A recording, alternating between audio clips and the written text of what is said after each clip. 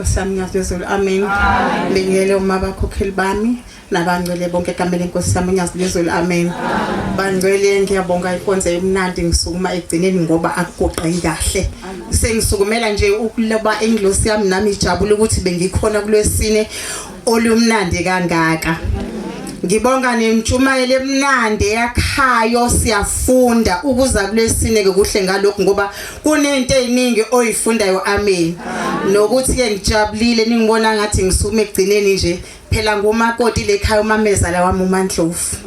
Manje bandla ngiyawuthanda umendo wami. Ngifakile isikhavu nje ngile ngimbuka kancane ngoba umamezala wami phela ngagana funa ngikane ngize ngishone egodini. Manje ngicwalisa ubugodi ke njengoba ngilongidlulisa umbhobho ngapha nangapha nje ngoba ngumakoti. Inkosi kusenizele amen.